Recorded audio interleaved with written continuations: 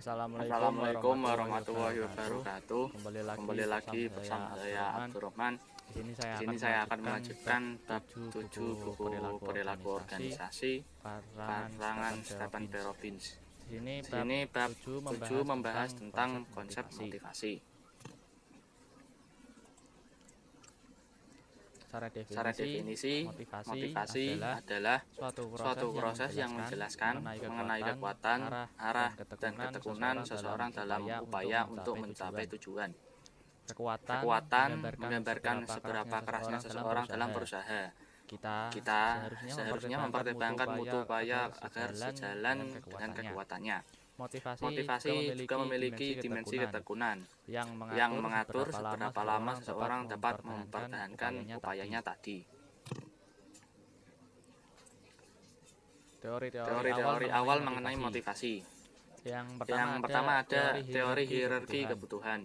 Teori dari Abraham Maslow ini membuat hipotesis bahwa di dalam setiap manusia terdapat hierarki 5 kebutuhan. Yang pertama ada fisiologis, rasa aman, sosial, penghargaan, dan aktualisasi diri.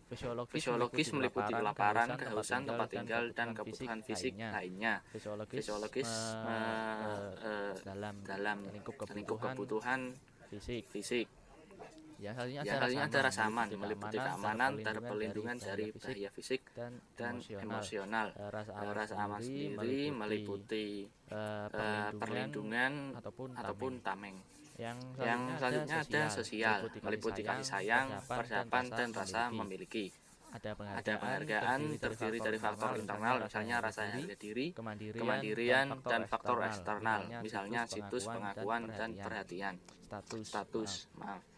Yang selanjutnya dan terakhir ada aktualisasi diri, yaitu dorongan yang mampu membentuk seseorang untuk menjadi apa, meliputi pertumbuhan, pencapaian, dan pemenuhan diri.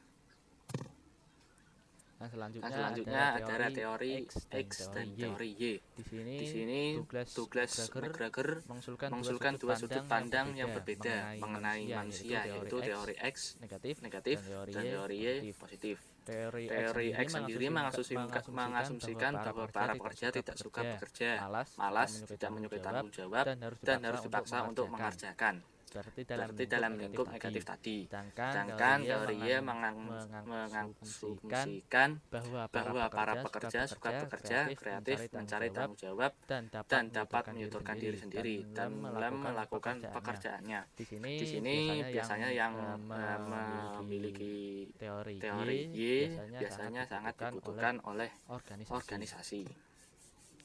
Selanjutnya ada teori dua faktor. Adalah suatu teori yang mengaitkan faktor-faktor intrinsik dengan keputusan kerja dan menggabungkan faktor ekstrinsik dengan ketidakpuasan kerja.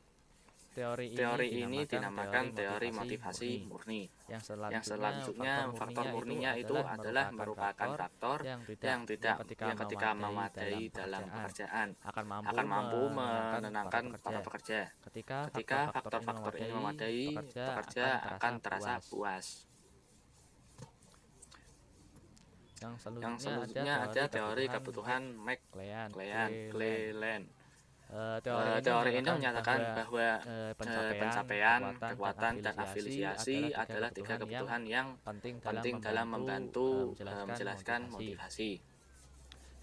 Teori kebutuhan McClelland ini dikembangkan oleh David McClelland dan rekan-rekan dengan melihat tiga kebutuhan. Kebutuhan pertama akan pencapaian, NECH, yang kedua ada kebutuhan akan kekuasaan, NPOW, dan yang ketiga ada kebutuhan akan afiliasi atau NEFF.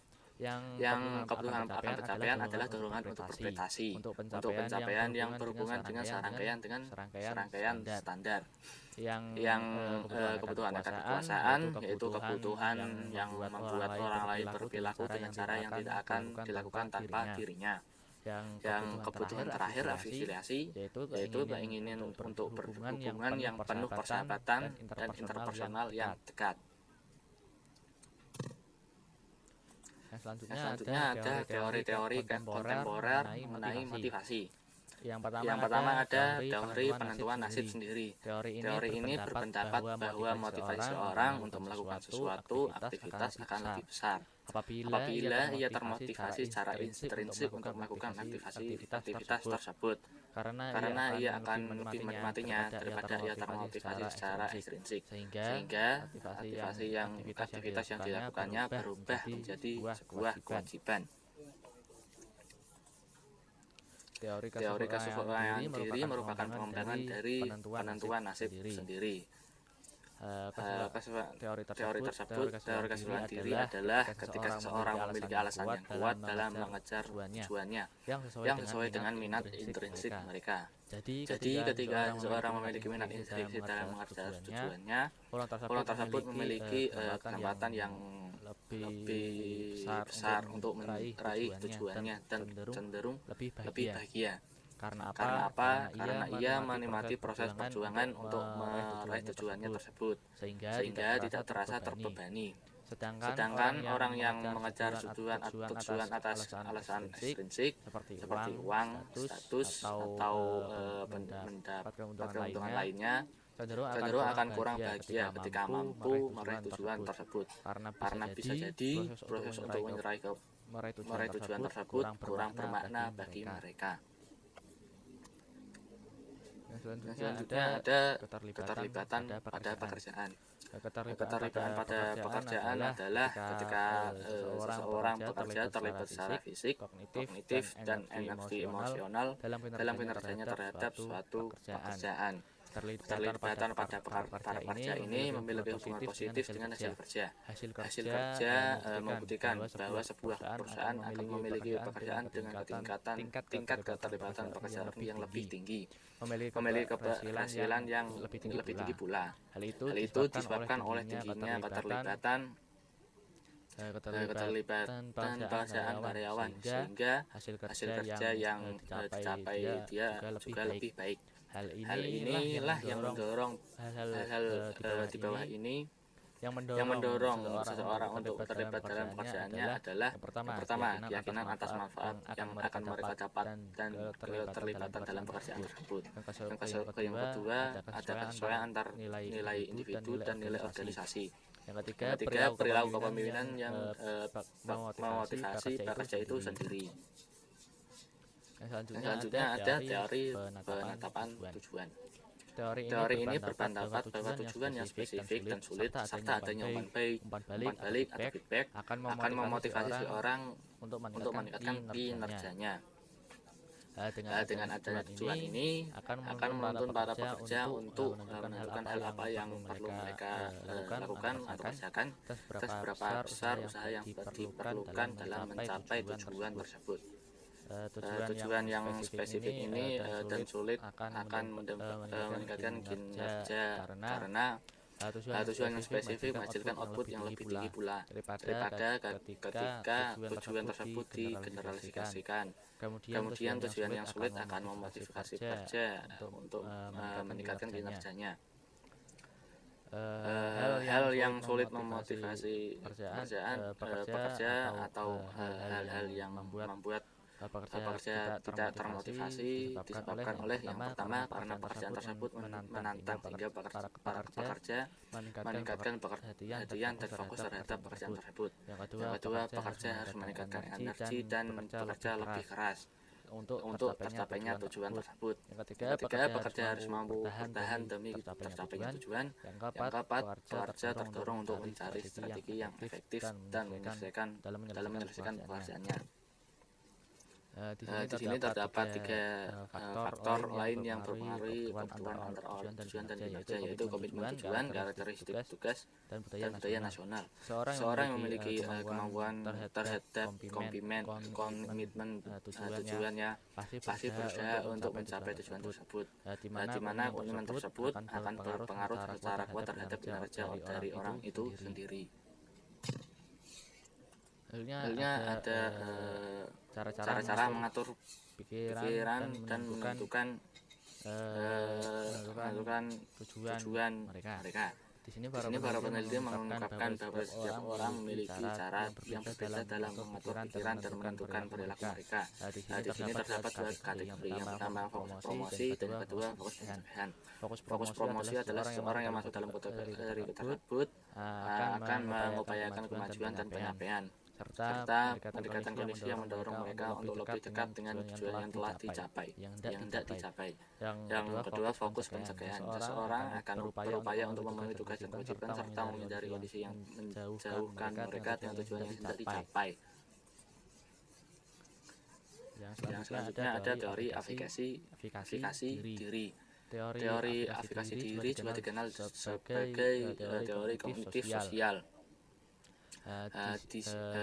atau teori pembelajaran sosial, mengacu pada suatu keyakinan individu bahwa dia mampu melaksanakan tugasnya. 4 cara untuk meningkatkan afikasi diri adalah: yang pertama, pemahiran dan melaksanakan; kedua, pemodelan yang dilakukan; ketiga, juga secara lisan; dan kelima, stimulasi. Pemahiran dalam melaksanakan memperoleh pengalaman yang relevan dengan tugas atau pekerja. Pemodelan yang dilakukan menjadi lebih percaya diri karena Anda melihat seseorang yang lain mengerjakan tugasnya. Yang ketiga, tunjukkan secara lisan menjadi semakin percaya karena seseorang meyakinkan dan membujuk untuk memiliki keahlian yang diperlukan untuk mencapai kesuksesan tersebut. Stimulasi dapat meningkatkan afeksi diri. Selanjutnya ada teori penguatan. Teori penguatan adalah mengambil sudut pandang bahwa behavioristik menyatakan kondisi penguatan perilaku. Teori pengembangan perilaku ini merupakan komponen yang paling relevan dari teori penguatan bagi manajemen. Menyatakan bahwa orang-orang akan belajar untuk berperilaku agar mendapatkan sesuatu yang mereka inginkan atau menghindari sesuatu yang tidak mereka inginkan. Di sini ada behaviorisme atau behaviorism adalah suatu teori yang berpendapat bahwa perilaku yang mengikuti stimulus dalam suatu hal yang secara relatif tidak terpikirkan. Teori pembelajaran sosial adalah suatu pandangan yang dapat kita pelajari, baik melakukan penelitian atau observasi dan pengalaman secara langsung. Yang selanjutnya ada proses yang menentukan pengaruh pada individu. Di sini ada 4 proses. Yang pertama, retensi, reproduksi bergerak, dan proses penguatan. Yang selanjutnya ada teori keadilan atau keadilan organisasi. Teori keadilan adalah suatu teori yang menyatakan bahwa perbandingan individu mengenai input dan hasil pekerjaan mereka dan berespon menghilangkan ketidakadilan berdasarkan pada teori keadilan. Para pekerja di sini yang menganggap sebagai ketidakadilan akan melakukan salah satu dari 6 pilihan berikut. Yang pertama, mengubah input; yang kedua, mengubah hasil; yang ketiga, mengubah persepsi diri; mengubah persepsi orang lain; pilih pembelajaran yang berbeda; dan meninggalkan bidang. Mengubah input yaitu melakukan sesuatu sedikit upaya jika bergaji rendah atau upaya lebih jika bergaji tinggi, berarti dia mengikuti gajinya. Yang selanjutnya ada mengubah hasil. Di sini para individu dibayar dan dengan menggunakan dasar hasil kinerja dapat meningkatkan gaji mereka dan memproduksi kualitas unit yang lebih banyak dengan mutu yang lebih rendah. Berarti di sini dia dipancing dengan gaji untuk bisa lebih produktif. Ketika ada mengubah persepsi diri.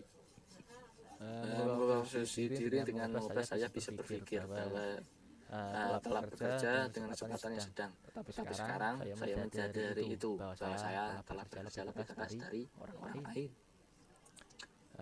Yang selanjutnya ada mengubah persepsi orang lain. Mengubah persepsi orang lain, contohnya Pak Ahmed tidak seperti yang saya pikirkan. Pekerjaan dia kelihatannya lebih mudah, sedangkan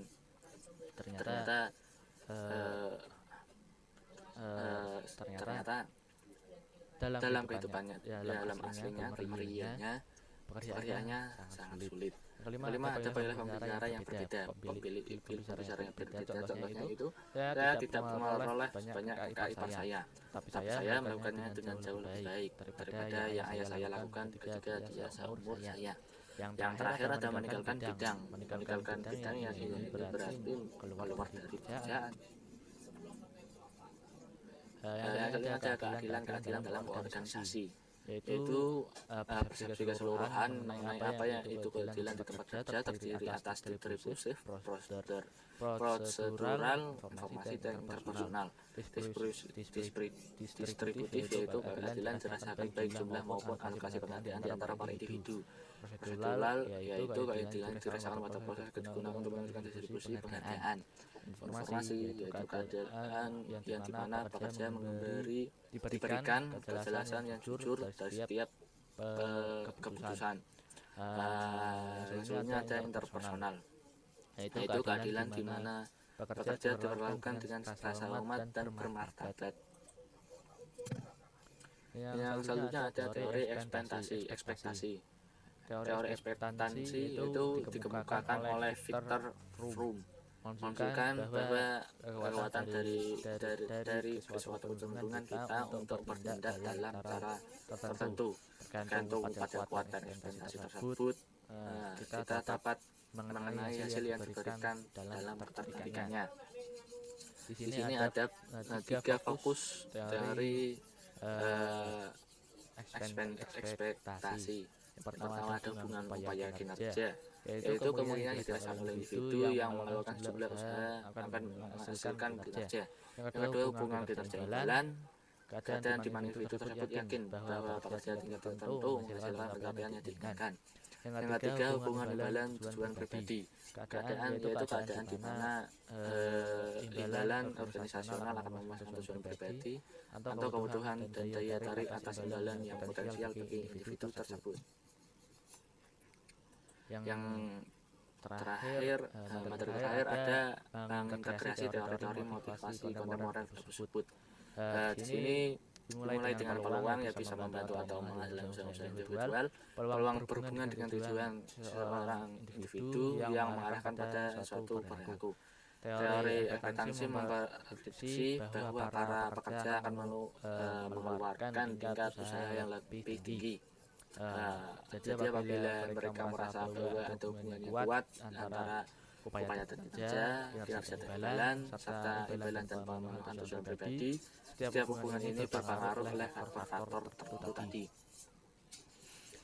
Agar upaya menghasilkan kinerja lebih baik, individu harus memiliki kemampuan yang dibutuhkan untuk bekerja dan sistem penilaian kinerja tersebut dianggap adil dan objektif. Sekian dan terima kasih. Apabila ada kesalahan mohon diinterupsi. Apabila ada kesalahan saya mohon maaf. Assalamualaikum warahmatullahi wabarakatuh.